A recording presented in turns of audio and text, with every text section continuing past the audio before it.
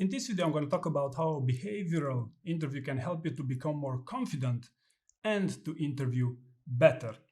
Right, so first things first, a behavioral interview is one where the interviewer is asking you about your past experiences so they can predict your future performance on the job, or at least that's the theory. And more and more companies are using behavioral interviews to screen candidates, which is, should be a good enough reason for you to take this seriously. So the core idea in this video is that while there is an infinite number of questions or behavior interview questions, there's only a finite number of key behaviors you can prepare on. And so long you are well prepared on those, then there's a lot more than simply being able to answer behavioral questions during a job interview, but also many other types of questions, as I'm going to exemplify next. Right? So let's start with the theory, so to speak. So when I say there's only a few behaviors that are relevant, and 99% of questions job interviews are around these key behaviors, I literally mean by that around 5 of these, like dealing with ambiguity, decision making, maybe customer focus, interpersonal skills, learning and invention, and maybe outcome orientation if you want. And so to give you a couple of examples here for when dealing with ambiguity, tell me about the time when you had to deal with an ambiguous situation, such as when you didn't have enough data to make the right call, right? Or a question about interpersonal skills, a time when you did not get along with a colleague, right? Or to give another example here about customer focus, a time when you said no to a customer, right? So this would be sample questions of on key behaviors, on these 3 key behaviors out of the around 5 or 7 in total. I won't get into a training program here, because the main idea in this video is to make you understand that how you can benefit from these things. All right, so there's a number of key behaviors, there's a number of sample questions, which if you prepare with a few stories, then that's the best approach to future-proof yourself on these things for a job interview. Now, why there is such a misunderstanding in job interviews that people tend to prepare 50 most commonly asked interview questions. They'd rather prefer preparing this way with the most commonly asked questions, because their listening skills are not the best. Okay, so for example, if I'd ask you, tell me about the time when you did not have enough data to make the right decision, if you listen to this question carefully, that's actually the same thing as tell me about the time when you dealt with an ambiguous situation.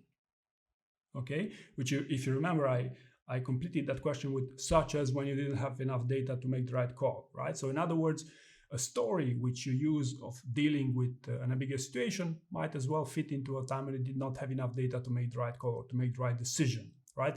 Similarly, a time when you had to make a gut-wrenching priority, that's also a question which may benefit from a story of a time when you had to make a complex decision, right? Because a prioritization is also a decision, right? It could be a subsection of a decision. So in other words, if you listen a little bit and you get used to listening exactly as to what the interviewer is actually asking you in a job interview, you'll easily be able to spot that it can only be along the lines of these key behaviors, right? And of course, the point is that once you prepare for these, you basically there will be no more secrets for you. There's no such thing as you get a question for which you don't have an answer in a behavioral interview, right? So long you prepare a little bit on these key things. And in fact, there's a lot more benefit to this. If there's many other types of questions you can answer using by preparing for a behavioral interview. For example, your elevator pitch. On your elevator pitch, you basically have to talk about your previous experiences, right? The ones from your CV. But if you prepare for a behavioral interview, you'll understand which stories are your best stories. And by knowing which stories you feel comfortable talking about, you could actually um, pitch those stories in your elevator pitch, right? You would focus on those because that's what you're most comfortable talking about, right? Because the purpose of an elevator pitch would be usually to, as an introductory question, for them to eventually dive deeper into other details. And another example here for general types of questions: what's your strength? Right? It's not primarily a behavioral question, right? But the best way to pitch what's your strength would be with a story that highlights one of your strengths. And I would even go as far to recommend you that, hey, what's your best story?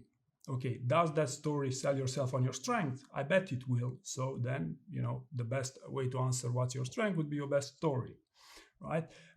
Even further, another quite common interview question nowadays as an opening question would be, tell me about one of your projects.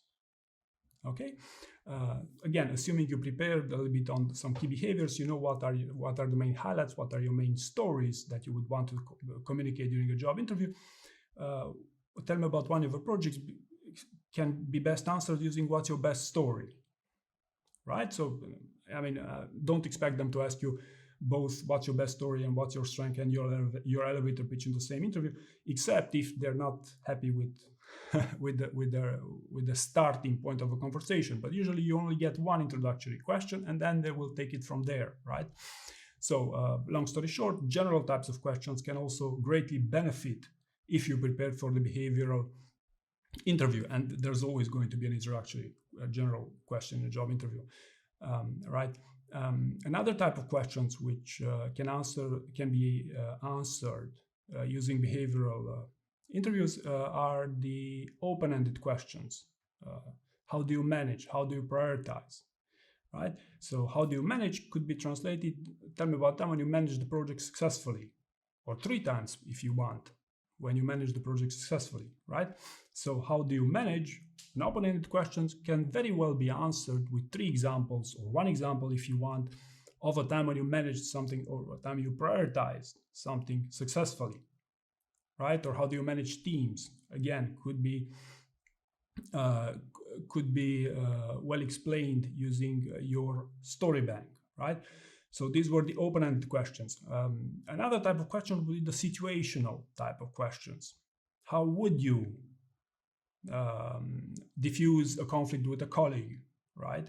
So notice, tell me about a time when you diffused a conflict with a colleague versus how would you diffuse a conflict with a colleague, right? So in the situational question, you can very well use an example of a time when you had a conflict with a colleague and you resolved it successfully.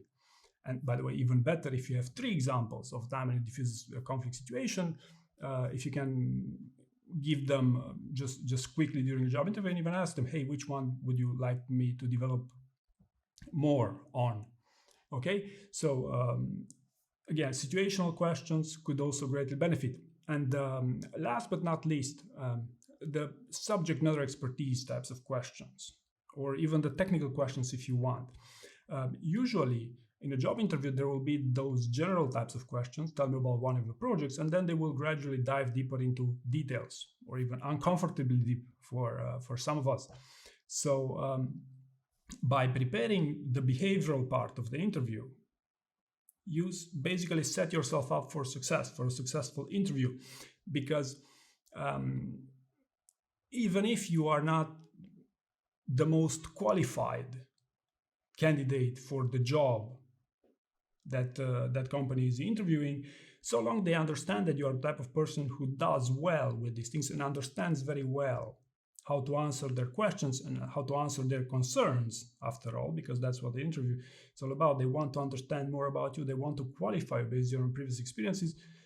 How will you perform there? And that's not only about your expertise, but also about your attitude and showing them that you care about their interview, right? So in conclusion here, notice how a behavior interview can basically help you to answer pretty much any type of question during a job interview with a bit of listening skills in between if you want. But